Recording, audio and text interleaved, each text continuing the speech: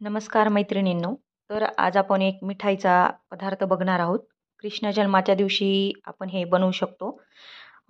मेवा पाक म्हणून मिठाई आहे. तर ती बनवतो आहोत आपण. त्याच्यासाठी आपण साहित्य बघून घेऊया. हे 1 वाटी मखाने घेतलेले आहे मी. हे कोरडं खोबरं घेतलेलं आहे. जाडसर चांगलं किसून अर्धी वाटी घेतलेलं आहे ते. हे मी गावरान तूप घेतलेलं आहे. मनुके घेतलेले आहे. जायफळ आणि 7, 8, 10 आपण हे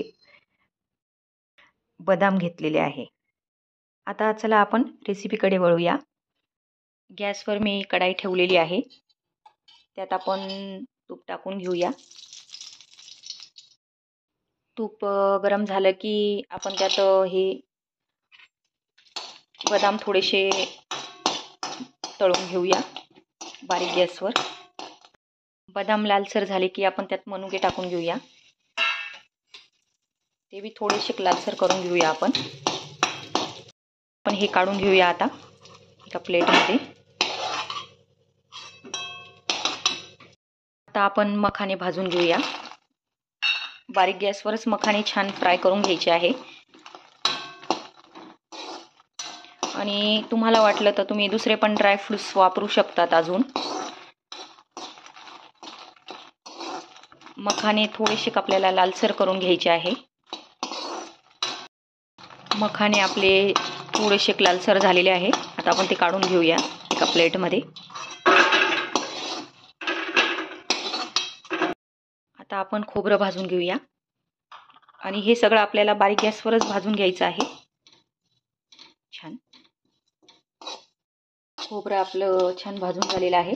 आता आपण ते पण काढून घेऊया एका प्लेटमध्ये. आपल्याला आता मखाने थोडेसे जाडसर आपल्याला बारीक करून घ्यायचे आहेत. मिक्सरच्या भांड्यात टाकत आहे.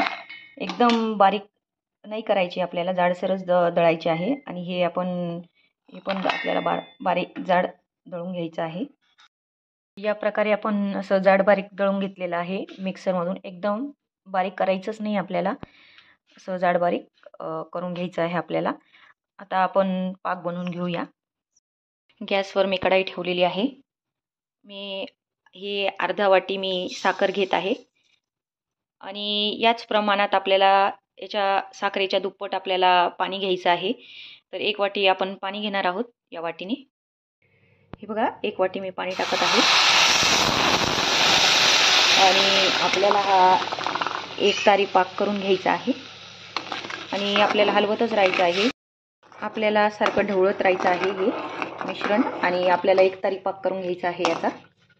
आपलं छान पाक तयार होत आहे. हे बघा तुम्ही, छान उकळी आलेली आहे. आणि मोठ्या गॅसवरच मी होऊ देत आहे हा पाक. हे बघा मैत्रिणींनो, आपला एकतारी पाक तयार झालेला आहे. हे जे मिश्रण आहेत हे एकत्र करून घेऊया आपण. पूर्ण असं एकत्र करून घ्यायचं आहे आपल्याला. आणि एकत्र झालं की आपल्याला त्या पाकात आता हे मिश्रण टाकायचं आहे. घेऊया. आणि बारीक गॅसवर आपण ते थोडंसं थोड्या वेळ हलवूया.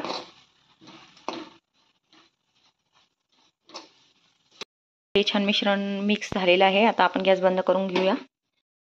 आपण ह्या प्लेटला तूप लावून घेऊया. तर व्यवस्थित पसरून घ्यायचं आहे सगळीकडे तूप.